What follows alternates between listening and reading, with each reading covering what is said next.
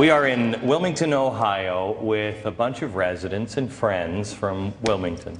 This is a town that has been, according to CBS News, devastated. I think this is a town that is rocking. I think this is a town that is finding itself. And I want to run down four miracles that I have seen since I've been here. Here's the first miracle. Taylor and Mark. There they are. Look at them. Taylor and Mark are two guys that you wouldn't necessarily agree with me on stuff.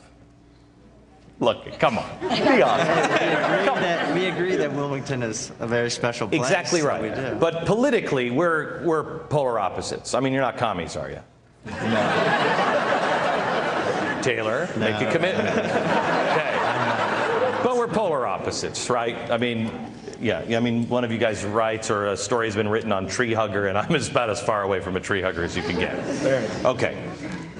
Here's when I was sitting in my office about a month or two ago when we first found Wilmington, I was afraid that people on the left would make this about politics, just like it was made 828, they tried to make it about politics. And you have good reason to believe that, because that's what I do for a living. I talk politics. But I think it's bigger than that. Our solutions are bigger than that. Here's miracle number one. Taylor and Mark, polar opposites, got involved in this project, not because you agree with me, except on the principle that, what? We love Wilmington. And you think this is a great town? Mm-hmm. And you don't think that, what? How are you, what is this going to do for your town? Why would you get involved? Glenn Beck is coming here. Well, I think we've been trying to we believe in this story, or this idea that Wilmington really is a model for the nation. And, you know, for 2 years we've been working as hard as we can to try to help share that story. And you know, some people have gotten it and some people haven't. So, but it doesn't. Politics doesn't matter, does it? It doesn't matter at all. Doesn't matter. Not when you're talking about a local community like Wilmington. When you're talking about principles that make magic, it doesn't matter. Here's people from the left, people from the right, working together because they both recognize truth. In Wilmington, Ohio, miracle number one. Miracle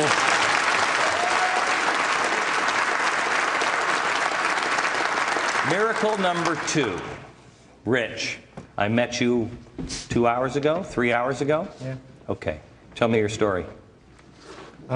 Basically, I came on the premise of America's First Christmas.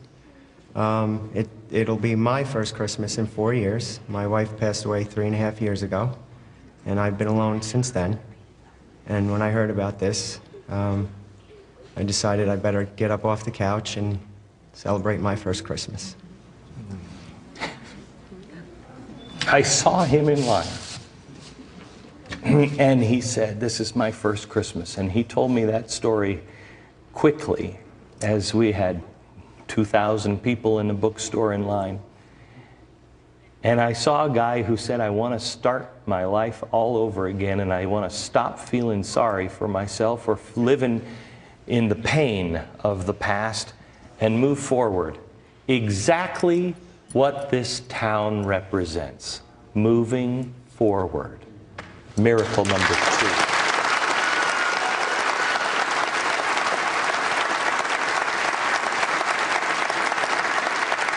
Miracle number three, where's Todd Rainey? Todd, there you are. Todd, tell me your story. I'm the owner of probably the newest business to come to Wilmington. We came June 30th, about 6 o'clock in the morning. I got a phone call that our business of 15 years was on fire. It destroyed everything that we had built. We lost all of our supplies and inventory. And we went out when we were out there, my wife and I, after the fire trucks had left, we just realized how lonely it is when all the lights are gone and you're standing there covered in soot trying to rebuild your life. And if our church came together and helped us watch our kids while we were there. Then they brought them out to our shop. And at first I was kind of embarrassed because I didn't want my kids to see that. I knew it would hurt him. And my daughter looked up at me and said, "Daddy, it's going to be all right." And all those years of picking her up when she was little, she was picking me up. And before we'd even moved any of what was left over to a storage building, I got a phone call from a guy from my church named John Stone. He prayed a prayer, said, what's one thing I could do to help Todd? And he thought he was going to need a building. He got in his Rolodex and pulled up the name of a guy named Brett Dixon in a little town called Wilmington, Ohio. And I had never been there before. The next day, I told him, I said, "Thank you for doing that for me, but I'm a little covered in soot at the moment. Can I give you a call tomorrow?" He said, "Sure." And we drove up to the building and looked at it. And that was the first time I felt peace since the fire. I was able to sleep. I was able to eat. And I met with Brett Dixon. And turns out that 20 years ago, their family business had burned to the ground. And they heard what had happened to me, and they just wanted to help. And he actually let me move in on nothing but a handshake. Miracle number 3.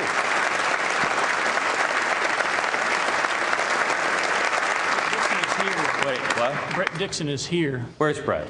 He's Where right is over he? there. He's a great man. With a ball cap on? Yeah. Stand up, sir. Stand up, stand up, stand up, stand up, stand up.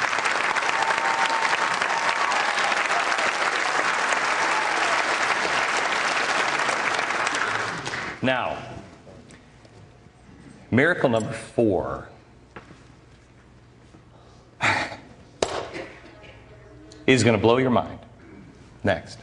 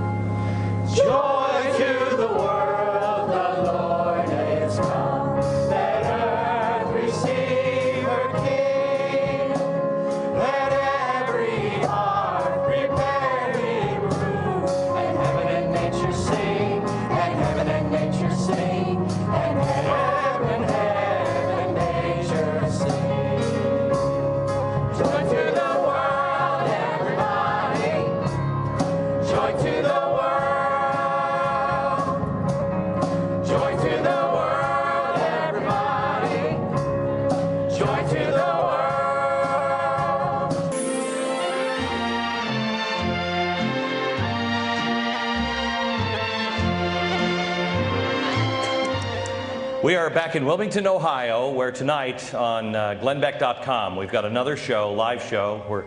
We're asking you guys to get the hell out of here in a minute.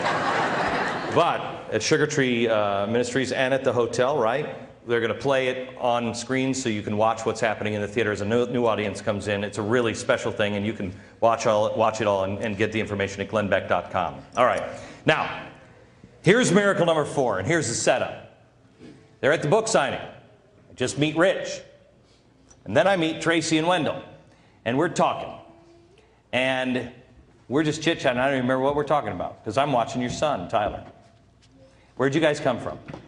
Southern Illinois. Southern Illinois. How long did it take you to get here? 6.5 hours. 6.5 hours. Yep. So you guys are sitting there talking. And Tyler's probably used to this. It was very, very noisy in there. And I say something to Tyler, and he doesn't look at me. He looks at 2 of you.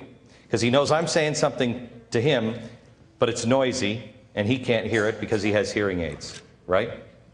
How much hearing does he have? 100. You have 100? 100? Yeah. Yeah. Between 30 and 40. 30 and 40%? And so with a hearing aid, it's all background noise, right? And miracles always come in the form of what the world will call a coincidence. But they're miracles. And the minute he looked up to his parents, and I could tell he could not hear what I was saying, I remembered a coincidence that happened in my office about an hour before a meeting I tried to get out of because I was so busy. A meeting that happened in my office before I got on the plane to come here. And I want to tell you about it next. Back in a minute.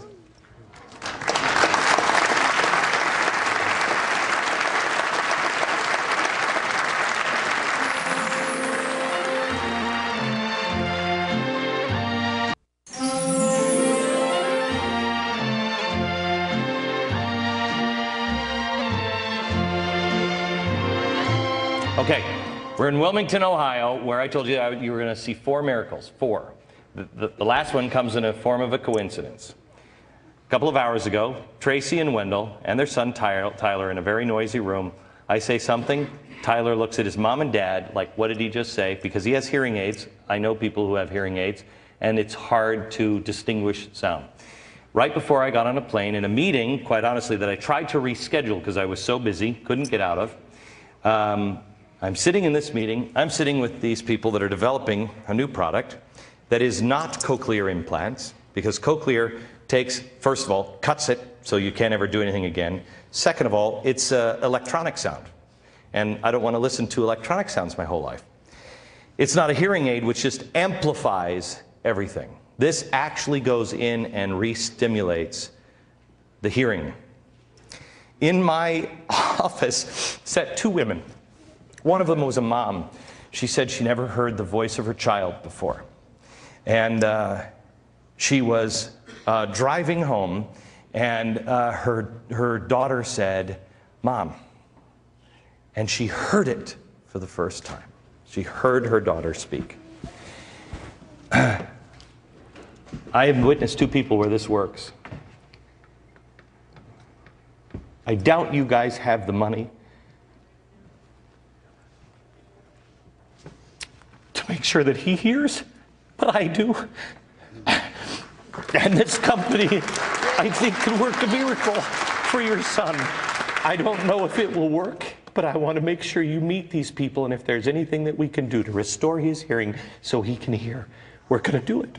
Okay?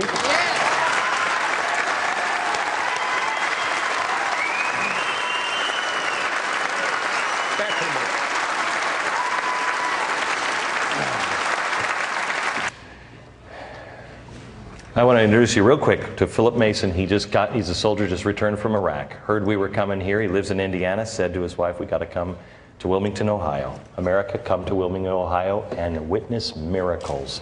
We'll see you tomorrow. God bless.